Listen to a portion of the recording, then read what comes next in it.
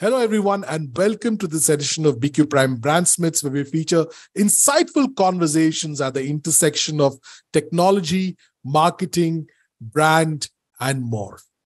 Well, today we have with us someone who is an expert on the B2B space. Now, the B2B space is very different from the B2C space when it comes to marketing. It often can be far more challenging. And today, to explain all there is to know about some of the latest trends in the B2B space, we have with us Abhay Kulkarni, who is Managing Director, Merkle B2B India, where Abhay leads a team of 75 plus marketing professionals focused on driving B2B excellence at Dentsu India.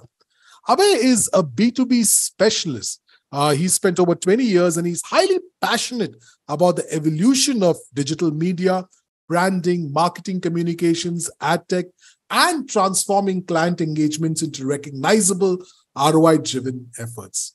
Abhay has worked with global B2B brands in India and the Asia-Pacific region and has been instrumental in driving full funnel marketing success for Merkle B2B's clients, from building brand preference to driving demand. Thank you so much for being here, Abhay, and welcome to BQ Prime Brandsmiths. It's great to be here, Iva. Thank you so much. So, Abhay, you're somebody who leads one of India's largest B2B agencies, and especially with a very strong focus on technology. And, so I hope to be speaking to you about the evolution of marketing, some of the new trends, etc., that we are witnessing. But I want to come first to the basics, right? I mean, marketing is really about creativity, right? And in your opinion, today, with all of this technology and all that put aside, how can channels and content be better leveraged to deliver creativity in marketing today? I would address it from a B2B standpoint because, as you know, I lead the B2B mandate for Merkle, and creativity is becoming very, very significant today in the market. We obviously know the challenges we have with overload of content and overload of information. So obviously, marketers have to get a little sharper. For B2B, I would look at creative in a little different context. Conventionally, I've worked in advertising half of my career, and rest half I've worked in media. And it's always been a point that, is creativity part of a creative department? No. All the agencies agree that creativity stems from anywhere. It can be from the planning stage, execution, or anywhere, from analytics as well. And in particularly when we look at then B2B, is it a domain of any one channel or any one piece of content? I would say we have to take a little step back in B2B. The reason is B2B is all about customization. B2B is not about being very generic. If you look at the approach that B2B marketers need to take, there is a lot of effort that goes into account segmentation, prioritization, and every B2B brand is different. I have worked in so many years across so many brands that we've worked. My personal experience is that customization and understanding the customer is far more important than just being creative. And here, then there are no general rules like we can't say that there is a festive season, so there is some general trends that can be capitalized, or there's cricket, so pizza is going to be sold more. So it doesn't work in that sense. In B2B, everything comes down to exactly where we are positioned with respect to the accounts that we are prioritizing. And then at Merkle, we believe that brands become successful when they put the customer at the center. So keeping customer at the center and understanding the buyer journey, and then segmenting the customers from large organizations to mid-sized companies to small setups to startups. And within that, understanding the buying committee, who are the decision makers and influencers. There's a lot of creativity that goes into understanding how we're going to be relevant to these audiences while the buying stages. It is very difficult for industry, and particularly in the way creativity is celebrated in our market, to understand the rigor or the creativity that goes into B2B. That's the reason you seldom see any awards for B2B, or even the jury probably don't understand what goes behind building creativity in B2B. Absolutely, Abhay. I think you hit the nail on the head when it comes to B2B and how different it really is, right? At the same time, when we talk about creativity, there's also storytelling, right? That's an intrinsic part of it. Now, B2B is clearly built on trust and relationship. It's often customized, as you said, for customers. How do you think can a brand remain true and stand out at the same time? And what is the value of storytelling in this segment? And also, perhaps, could you give us a few examples of what you consider great storytelling in this space? I think you actually answered some part within the question itself. Being true is very, very critical within B2B. B2B engagements are not transactional, provided a brand is probably selling a point product or a software license. It can be transactional, but otherwise, the sales cycles are longer, cost of acquisition is very high, relationships are long term, and post sales also. It's a engagement that's not built on just a few transactions, and there are large stakeholders involved. So the only way that brand can possibly remain relevant is by being true. And here, what we mean true is, if you take an example of a consumer category, possibly a main mother brand versus sub brand, there are options for a mother brand to be able to allow the sub brand to live its own identity and create campaigns depending on the category truth. But in the space of B2B, the brand is the organization. So the organization has to remain true to what it speaks and what it says. So there is less chance for them to be taking tonality which is casual. There has to be a lot of conviction that has to be given. And this doesn't come only from the marketing standpoint. It is the entire organization, the leadership, the entire organization needs to stand true to what they're trying to commit and speak to the customers. So what we feel is the marketing's role is not just to outshout the competition and gain share of voice, but actually lead by very strong thought that matters to the accounts that they're talking to.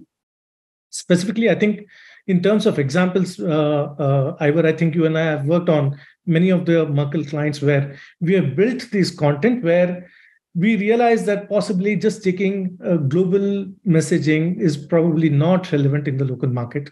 So we lean on to partnerships like Bloomberg, where we understand how we probably build narratives that are relevant for the India market, for the Indian stakeholders. And that's possibly one of the routes or one of the ways to stand out. But also our recent study, we run a lot of research and study in the global markets to understand the changing landscape of B2B. There are a few trends that are emerging that try to talk about what are the soft aspects of brands that help them tell a better story. So today, brands need to stand for more than the product solutions and innovation, which are known and which are expected. Beyond that, what does the organization commit itself to?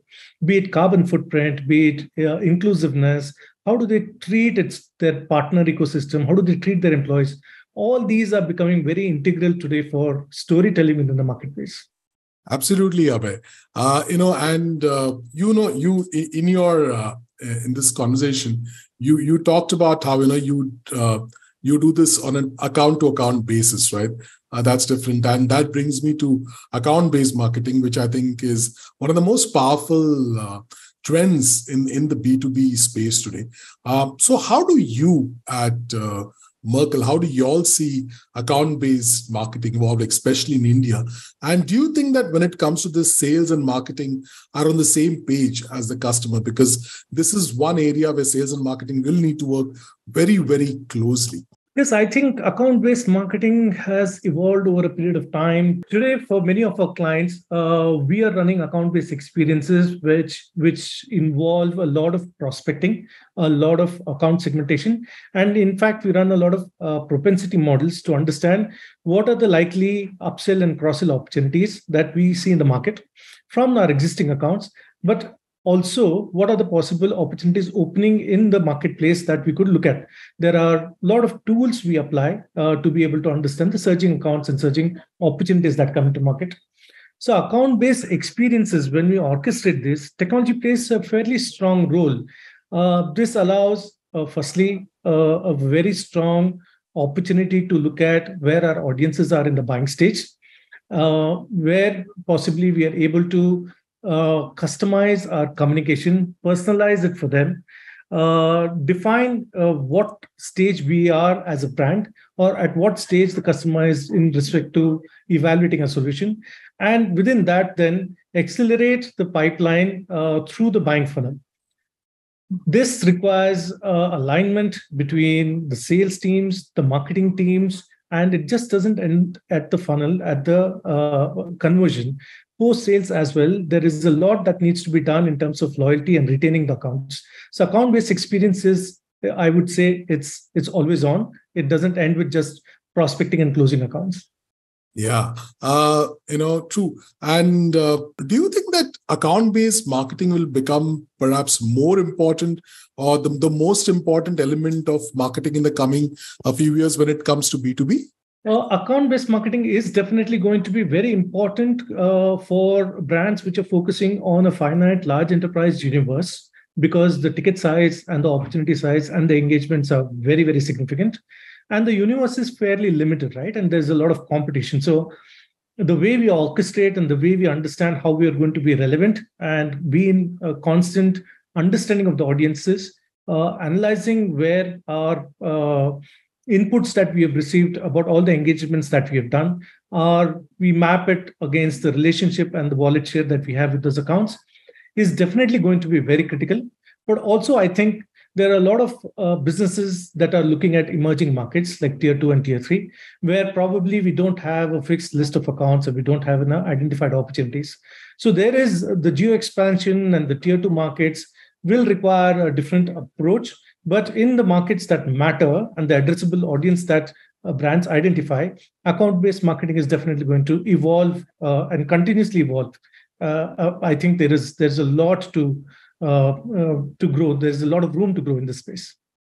Great. So, Abhay, I also want to deal with a few questions on technology, right? So, my first question is really on measuring marketing effectiveness. Now, measuring marketing effectiveness is slightly easier, but when it comes to performance marketing, there are perhaps various ways. And then finally, since storytelling and content at the heart of this, right? Again, measuring some of it becomes tougher. So how do you think we can better measure marketing effectiveness?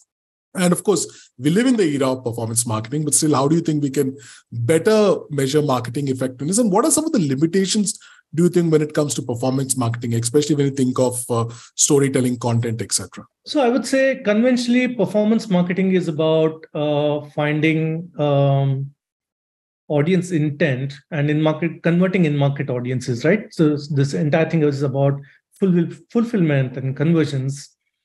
In B2B, we would probably need to look at it slightly differently. What I mean is that we are, like Dentsu has a tool within the performance marketing space, which we call as a mid-funnel optimizer, right? Where we are able to identify audiences that have been engaged at top funnel and they're evaluating our brand, possibly to convert in a very short term. How do we accelerate this conversion? B2B sales cycles, as I said, unless we are selling devices or we are selling software solutions and licenses, the cycles are longer. So we don't apply performance marketing principles and fundamentals as is. But taking a skew from that, if you have to say, how do we understand and progress? I think what we do a large part is looking at audience at the mid-funnel and accelerate the pipeline. So to accelerate the pipeline, I would say it's very, very critical at this stage. I'll take a minute to explain this. We would have seen conventionally there is a lot of effort that marketers put in acquiring net new audiences. And there's a lot of effort that is being put into converting in-market audiences with, say, offers but actually, marketing dollars are lost when you've brought audience from top funnel and you've not progressed through the funnel, right? The mid funnel, the audiences who have actually engaged with your content, engaged with your website, and want to understand a little better. If you're not giving them the right proof points and accelerating their conversations with right content at that point, I think we lose a lot of marketing dollars in this junction. So for us, I would say that performance marketing is more about understanding audience at the mid funnel and accelerating them. But in terms of whether it's is it only performance marketing that matters, and is there a role for the brand within this entire space? I would say it matters at all stages. And today we are measuring all KPIs from brand till demand. Many of the brands are not really concerned only about driving brand awareness. We have moved from brand awareness to understanding what are the preference scores, what is our net promoter scores, what is and these are various tangible metric, which is not only about media metric that we're talking about. Actually, what is the impact that we see? Are we able to retain these accounts? Are we able to grow these accounts? As I said, our share of voice and share of wallet, are they increasing or not? Likewise, when we are looking at mid-funnel and conversions, there are hard metric where we are seeing whether this pipeline is actually having a delta on the business, and post-sale, post-conversion as well. What is the kind of inroads we have made into these accounts? There is a lot of work that goes into analyzing data and our relationship with this account and how they are maturing. So I would say performance marketing is one part. For B2B, it's a larger role marketing needs to play beyond performance. Absolutely, marketing has multiple roles to play. And there are a marketing leader actually wears many hats. Sometimes you think it's just one hat. But talking of technology also, one of the key things is of course customer experience, right? That how marketing delivers that. Customization, again, personalization has become very, very important in the messaging, etc. Now, being a huge player in technology B2B, what do you see as a role of technology in building some of these personalized customer experiences? And given today that AI is front and center today in almost every conversation, and while the large focus is on generative AI, but also AI as a whole, how can AI help in this personalization journey? This is, I think, integral to delivering or sustaining engagements for B2B.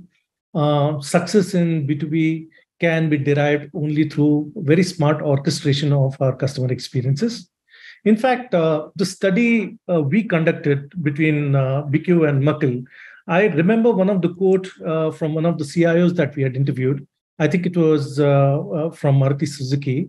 I remember the CIO mentioning, I think his name was Rajesh Uppal, and he categorically mentioned that with customers having variety of organizations and products to choose from, and in the opportunity, a plethora of opportunity that's available, it is now necessary for brands to tailor experiences delivered on the back of understanding of the customers, and this can happen at scale only if there is a enabler like technology at the back end. In the absence of that, it is not possible for us to be able to really understand and orchestrate our marketing approach. From a Merkle standpoint, I would say that we've been pioneering this from the beginning. Merkle is an organization which is built on technology. Globally, we are leaders within that space. And what we believe is a philosophy which says next best action. So this is almost built on a large amount of understanding from machine learning and implementing smart AI tools today, which help us understand where our audiences are right now and what possibly are the next actions they're going to take. This helps us build seamless customer experiences, prioritize our touch points. We are smarter in understanding how we tailor our activities. We are able to deliver the right message to the right person at the right time, and actually make marketing as a growth engine. So it was always considered as marketing as a support to the sales, but today marketing is becoming customer first. Organizations are holistically becoming marketing first. So marketing is actually delivering on the organization's KPI, and this is all based on the possibility that technology brings. Absolutely, Abhay. Now, how things have changed, right?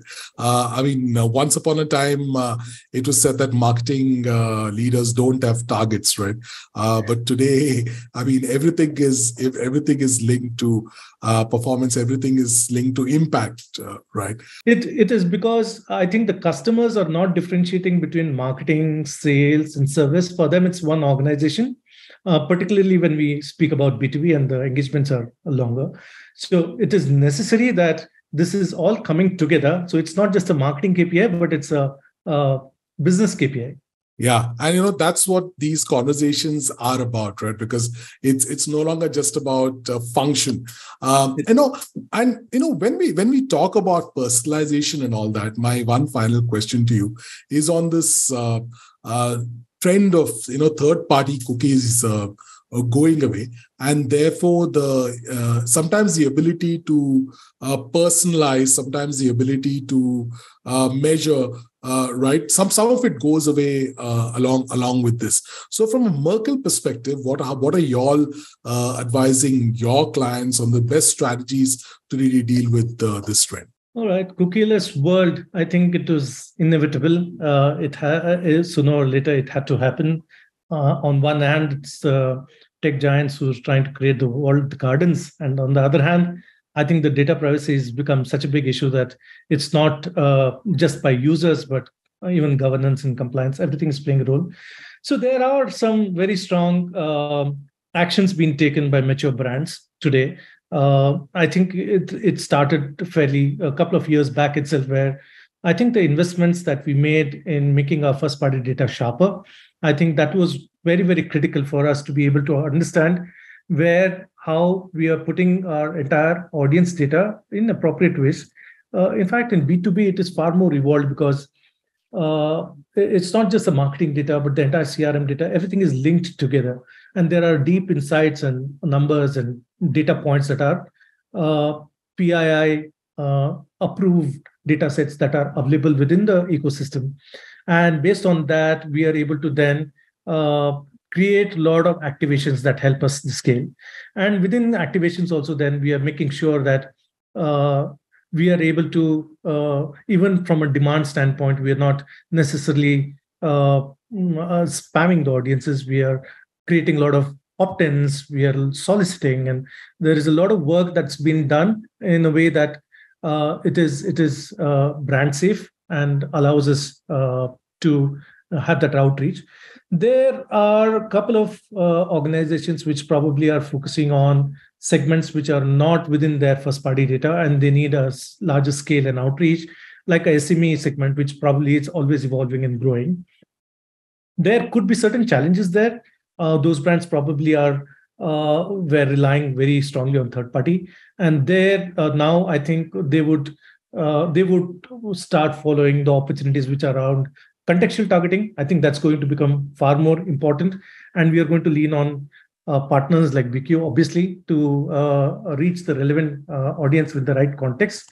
Today, I think advanced programmatic helps us precisely identify contextually relevant environments, keeping the nuances of advertisers, industry, the category, as well as making sure that the brand is safe. So I think that's the only way we could go. Some of the examples, probably we can say the companies who don't have the first party data, Google's Ad Data Hub is a start point. It's almost like creating your own data clean room. So there are opportunities that are available. It's not that marketing is going to have a very strong challenge and there's no way out. But yes, this is a significant topic that definitely requires a lot of understanding. Yes, Abhay, I think we're going to have a lot more conversations, and I think as the year ends and some of these new trends come out, it'll be interesting to see what happens. Abhay, thank you for the time you spent with us today. Thank you for helping us better understand the innovation that y'all at Merkle are delivering when it comes to B2B marketing, based on your experience, your legacy of trust that y'all have built, and how y'all see B2B marketing evolve. We talked about, of course, personalization, account-based marketing, what's happening there. And of course, ultimately, how it's about marketing first and business first, and no longer being just about support, but actually, leading from the front in an era where customers don't differentiate between sales and marketing. So thank you for all those insights and, for sharing them with us. And we look forward to some great conversations with you. I think over the year, we hope to speak to you a few more times on BQ Prime Brandsmiths, which is at the intersection of, like I said, marketing, technology, business, and brand. So thank you so much, Abhay, for being with us. Thank you. Thank you. Pleasure.